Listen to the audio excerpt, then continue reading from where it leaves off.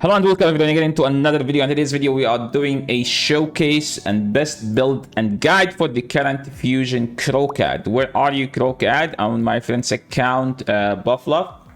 He is nice enough to let me on his account because somehow I am missing 5 fragments on my account for some reason. Okay, let's just go and summon him, and I apologize ahead for the camera. I moved into another place and I'm still trying to figure out my new lights and stuff. Okay, we have him, and now Kro Khad, one of the best Hydra damage dealing champions. Why is that? Multiple reasons, like because of the way he works. His kit works with Shayak. Every time Shayak is hit, he will counter attack. That's how I think that's how Shayak's kit work. Increase this champion's attack by 5% when killing an enemy or decapitating a head. Stack up to 25%. Increase this champion's attack by 10 when killing an enemy or decapitating a head. Instead, if Packmaster stacks up to 50%, so he will increase his damage by 50%. Instantly activate his A2 diamond. No, that's A3, right? Skill against a Hydra head when an ally is devoured by a head. If Packmaster Shayak on the team, so you're always gonna put Shayak with him. So how are you gonna build him? Well, first let's just go and ascend him fully. We need 8. Let's just put some 8 here. Let's fully build him, and now let's just go give him some brews, get him drunk. You know, really quick guys, get yourself a free legendary Narma by clicking the link in my description. You will also get 3 amazing epics: Anax, Uugo, and Mausoleum Mage. All you need to do is, number 1, log out of Play and Play on your PC and uninstall it. Number 2, click the link in the description and register with a brand new email. Number 3, launch raid and complete the tutorial. Number 4, go to your inbox and claim the champion. So don't miss out on the great chance to get Narma and 3 very strong epics. So make sure to click my link before it expires. Okay, let's build him, upgrade. Okay, we have a bunch of chickens. We can do that. We can fully ascend. And then we can take him to 60. Just, you know, like a fast way to build him. Now, we have him 6-star. How to build him? Okay, we have multiple options we could use on this guy to build him, but before, like, it's just a quick look on his kit. His A3, attack one enemy, ignore 50% of the defense. This effect that the attack damage debuff, like, he will ignore life barrier and poison cloud as long as Shayak is on the same team. Also, sorry, he will repeat this attack if Shayak on the same team, and this does hit insanely hard. His A2 places 2 debuffs. Think of it that way. It's similar to Toshiro's A2, where, like, he will hit it twice if there are 2 debuffs. Well, Toshiro, there is a leech. As long as the debuff cannot be resisted if Shayak is on the same team. So we don't need accuracy. That's like the most important thing, which means we can stack as much damage as possible. And he has 2 debuffs, so keep that in mind because I will come to that later. His A1, attack all enemy. This attack deals single target damage to each target individually rather than AoE, which means, you know, like Hydra mitigate 40% of the AoE damage. This one will not be mitigated, and we do need this one. And remember, because this one also ignore reflect damage, alive, protection, pain link, all the annoying Hydra buffs. Will also deal double the damage when counter attacking if Packmaster Shayak on the same team. So everything about him is screaming ignore defense, take as many turns as possible. So let's see how we will build him. Now, what is the best gear on him? Number 1, 9 pieces merciless. Okay, number 1, if you don't have 9 pieces merciless, is the best gear on him. If you don't have 9 pieces merciless, you can do 6 pieces merciless and 2 pieces of zeal. If you can't do 9 pieces of merciless, 2 pieces of zeal, you can do 9 pieces of merciless. Sorry, 6 pieces of merciless and whatever stats you can get. What's after that? You could do Slayer set because, you know, like, he has 2 AoE abilities. We have an AoE here. We have an AoE here. This one's not an AoE, so like you're not gonna benefit from his A3, but I think his A3 already ignored enough defense, so you don't care about it. It's like we're trying to get like as much benefit as possible from the gear. So yeah, 9 pieces of Slayer is a good build because he counter attack, and every time Shayak is attacked, he counter attack, and every time Shayak attack, he will join that, or he will join the dogs or hounds ally attack from Shayak. So that's another one where he can gain turn meter. And Mr. Buffluff, he like doesn't have the doesn't have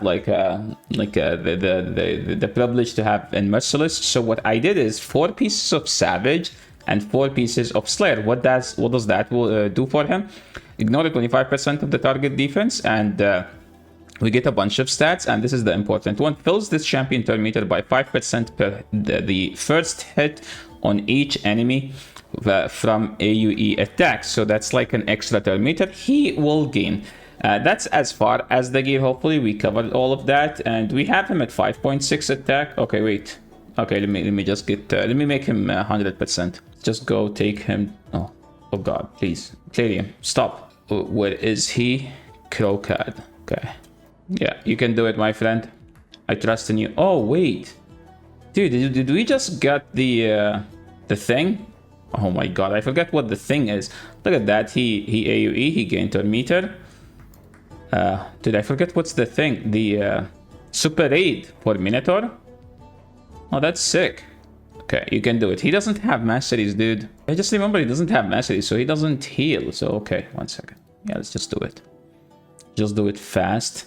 Okay, now he should be crit capped. We will talk about the masteries because that's like the next topic. Now, that's as far as the gear. As far as the relic, there are 2 options you could go with, and I know everyone has been hyping him up with a cat gaze. To be honest, I would not give him a cat gaze. Cat gaze is way more valuable than it could go to a Hydra only champion, so I don't recommend that.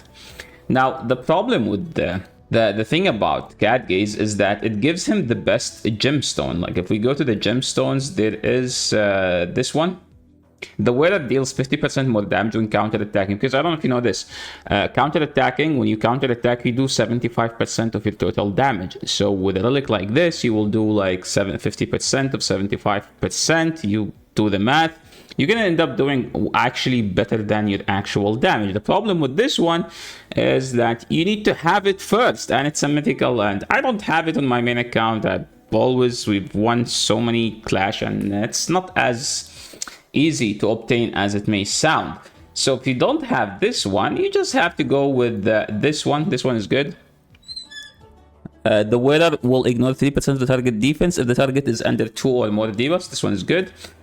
This one is actually also good. The wearer deals the wearer's damage increased by 1% of the total accuracy. This one is good because he does have his A3. It's multiple hits, but and you don't benefit of it that much.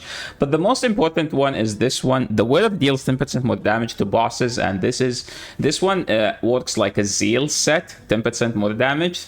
You have to have it. If you have it, you're gonna unlock a beast. If you don't have it, that doesn't mean you're missing out. So that's as far as the gemstones. Those are the most important ones, and we don't have it here.